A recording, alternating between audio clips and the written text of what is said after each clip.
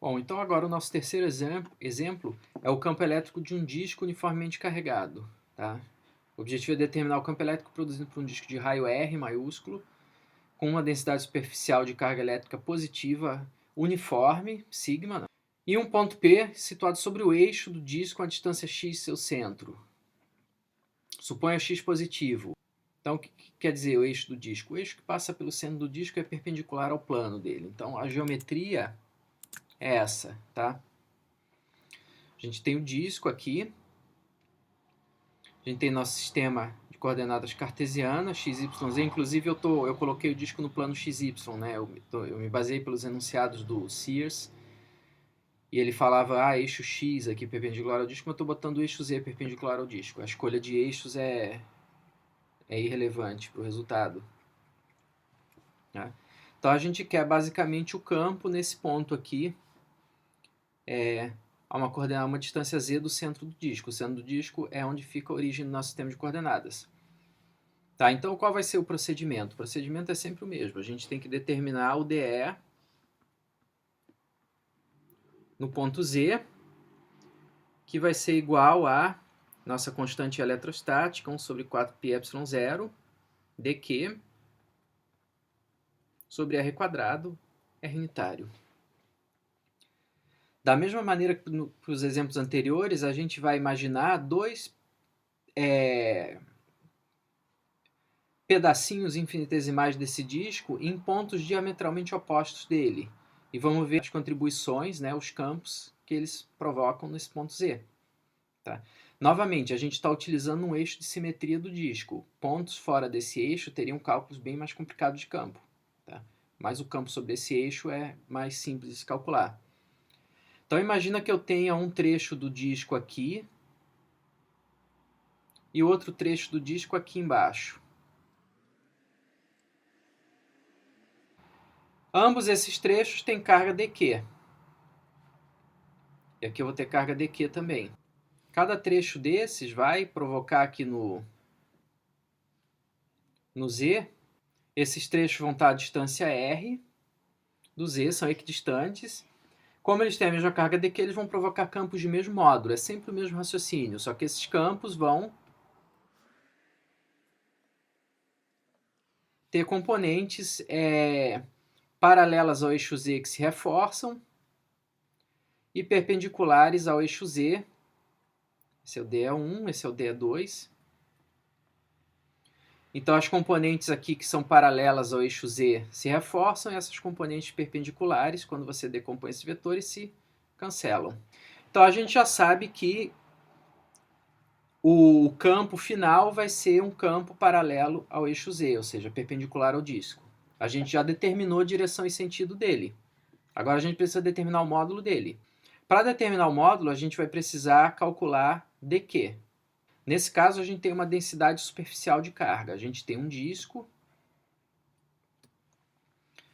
Vamos fazer uma vista superior dele aqui. Tá? A gente tem o centro dele aqui.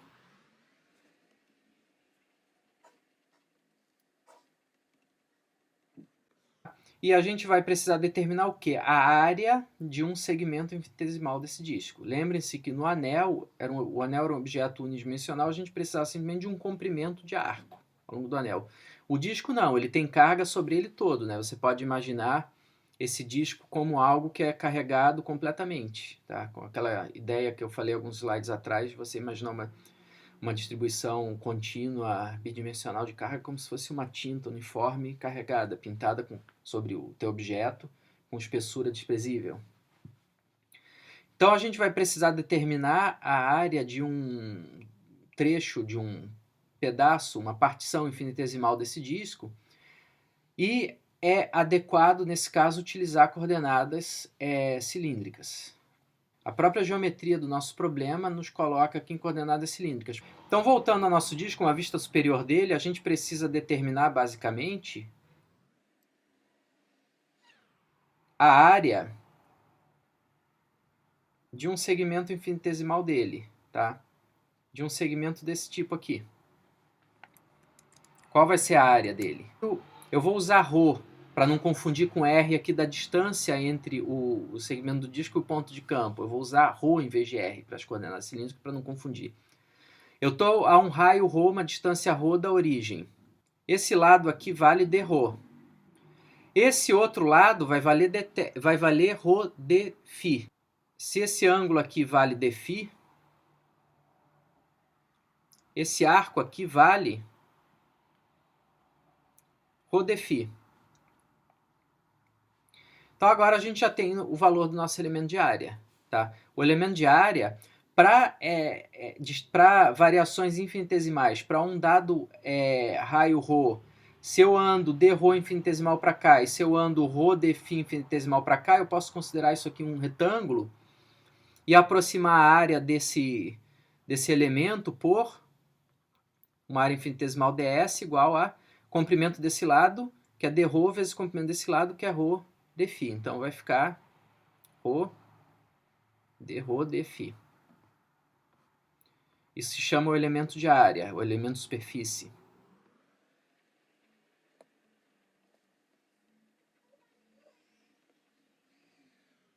Ok? E a minha carga infinitesimal nesse elemento vai ser simplesmente sigma ρ dρ dφ. Lembrando que eu estou chamando de ρ o meu raio nas coordenadas cilíndricas. As coordenadas cilíndricas a gente usa ρ, φ, z. Então daqui já sai o valor do nossa carga contida num elemento de superfície do disco uniforme e já sai as nossas variáveis de integração. Aqui a integral vai ser dupla, a gente vai ter duas variáveis de integração, tá?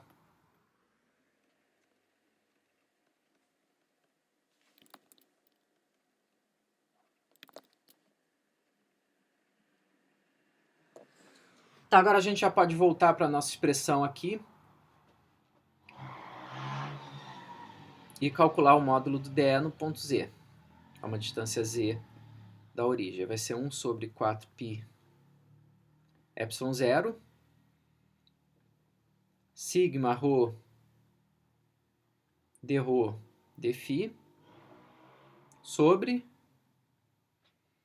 r ao quadrado. R é sempre, isso aqui vai ser um triângulo retângulo. Então, esse cateto é a minha coordenada ρ. Esse cateto aqui de baixo é a minha coordenada z. Então, o r vai ser raiz de ρ quadrado mais z quadrado. Reparem que vai aparecer a variável de uma das variáveis de integração no denominador, né, numa raiz. É tipo o caso da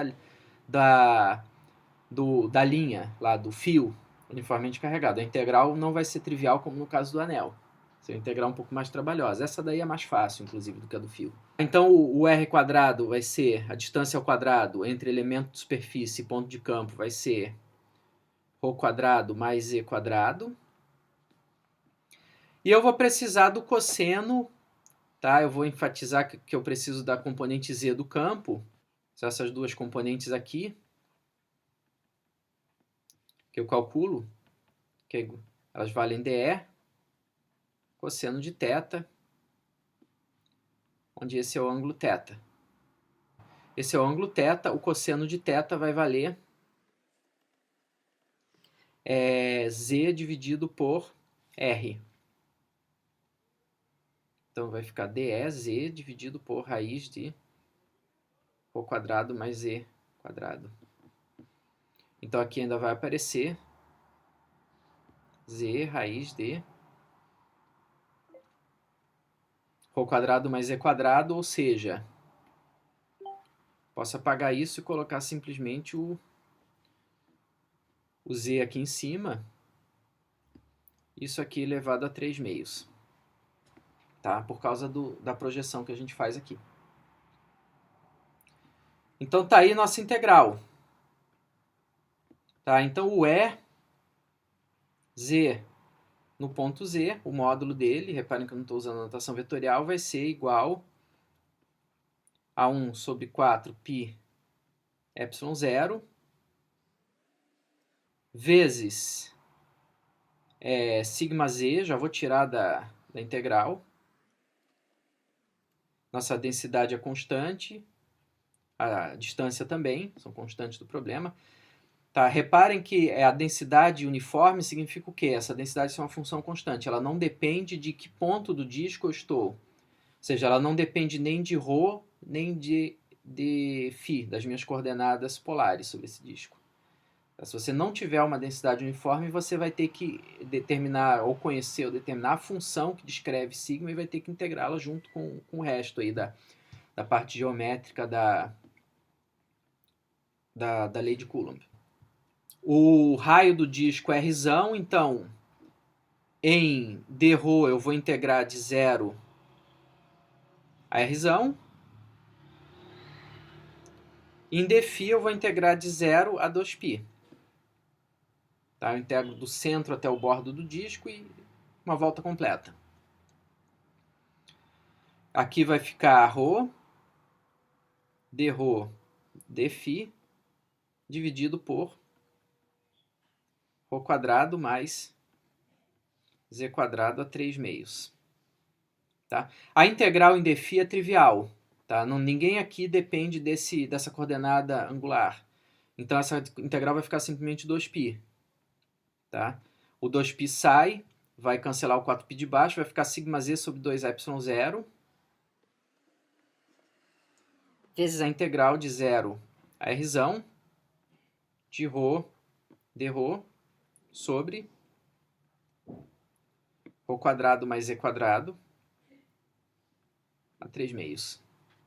Essa integral, ela também é uma integral que você vai encontrar no apêndice ou na contracapa dos principais livros de Física 3, é uma integral tabelada e tudo, mas essa é uma integral bem mais fácil. A integral lá que aparecia no fio envolvia substituição trigonométrica e uma conta um pouco mais extensa. Essa integral aqui simplesmente você resolve reparando que a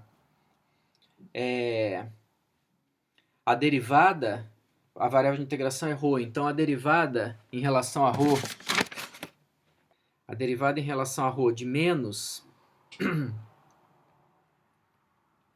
1 sobre raiz de ρ² mais z² é igual, é só aplicar as regras de derivação, é igual a isso aqui, é igual ρ sobre ρ² mais z² a 3 meios. Tá? Então a gente já tem automaticamente aqui dentro a antiderivada, né? Tá? A antiderivada é isso aqui, então a integral definida vai ficar... a integral definida é o nosso z. Nosso módulo do campo no ponto z. Vai ficar simplesmente ρz, sigma z, quer dizer, sobre 2ε0, menos 1 sobre raiz de ρ² mais z², de 0 a rzão. Ρ igual 0 a rzão. Bom, então, para agora resolver essa integral e obter o valor do campo, a gente simplesmente substitui os limites de integração na expressão. Então, isso aqui vai ficar sigma z sobre 2ε0. Substitui o r lá dentro da raiz, vai ficar menos 1 sobre raiz de rzão² mais z², menos o zero substituído aqui, menos que esse menos vai dar mais, então mais 1 sobre, isso aqui zero vai ficar raiz de z², isso vai dar o módulo de z. Tá? Então esse é o nosso campo. Como a gente determinou que esse campo pelo menos sobre o eixo de simetria do disco, é perpendicular ao disco, é um campo paralelo ao eixo z, a gente pode escrever o vetor campo, né, a solução final, como sigma z sobre 2ε0, 1 sobre módulo de z, menos 1 sobre raiz de r² mais z² vezes unitário k. Esse campo vai ser perpendicular ao disco, ou seja, o centro do disco está aqui, o eixo perpendicular ele está aqui, eu vou ter um campo a uma distância z dele. Se eu tiver agora, digamos que esse seja o meu eixo x,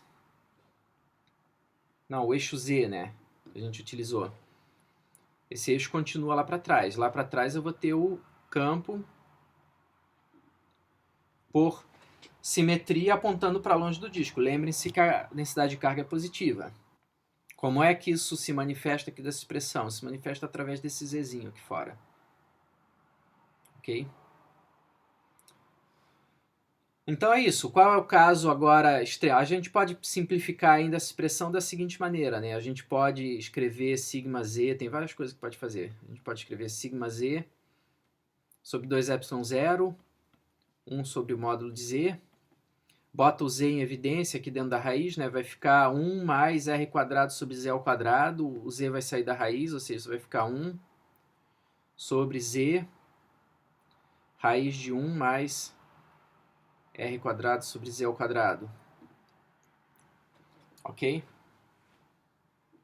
Você pode botar aí 1 sobre módulo de z. Tá, isso aqui vai ficar, então, sigma z sobre 2ε0, 1 mais r quadrado sobre z quadrado, dentro da raiz. Aqui sobrou o módulo de z aqui, dividindo, né? Ou seja, eu divido z pelo módulo de z, isso vai me dar basicamente um sinal mais ou menos, tá? Dependendo se eu tiver à direita ou à esquerda do disco, tá? Eu posso cancelar isso aqui e lembrar que sobra o sinal. Quando eu divido z pelo módulo, eu vou ter que colocar aqui simplesmente o sinal de z. Então essa expressão, lembrando que isso aqui está sempre multiplicando o unitário k. Vou mostrar que nosso disco é paralelo, o nosso campo é paralelo ao eixo z. Qual é o caso, caso limite?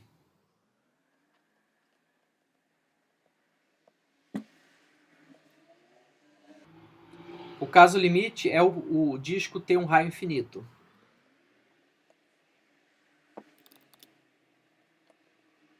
É o R tender a infinito. Esse caso também é conhecido como plano infinito.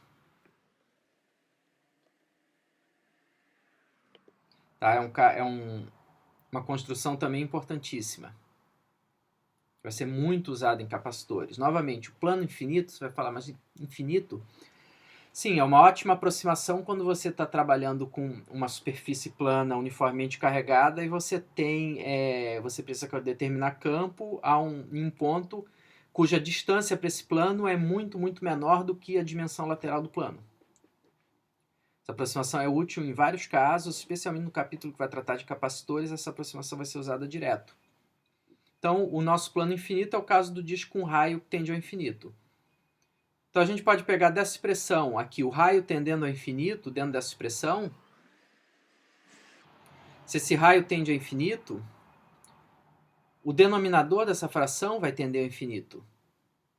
Ou seja, isso aqui vai tender a zero.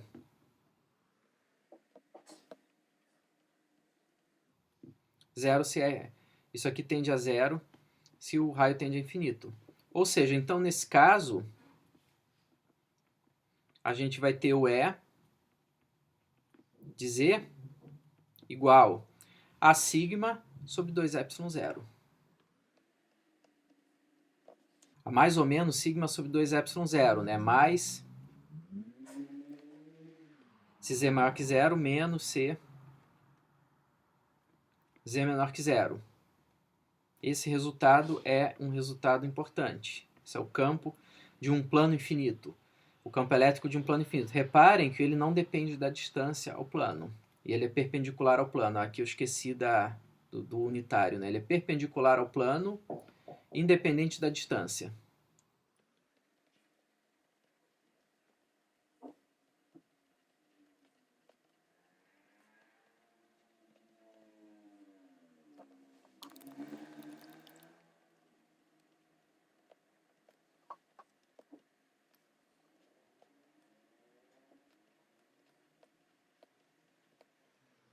É um resultado muito importante.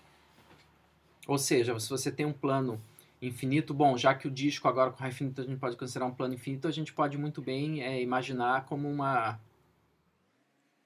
parte desse plano assim, isso continua, né, em todas as direções, isso aqui vai embora. A gente pode imaginar para sistema de coordenadas com o eixo z perpendicular, x e o y assim, né, os planos x e y para o plano, do nosso plano infinito, esse campo vai ser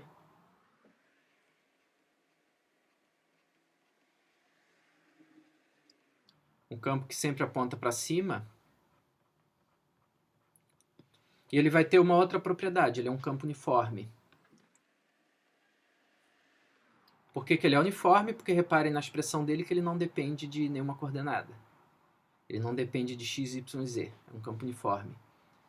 Tá? Então, se o meu plano é z igual a zero, acima dele eu vou ter os vetores para densidade positiva saindo dele, indo para cima. Abaixo dele, se z é menor do que zero, eu vou ter o sinal negativo multiplicando o unitário k, significa que abaixo dele eu vou ter o campo uniforme apontando sempre para baixo. Esse é o campo elétrico de um plano infinito.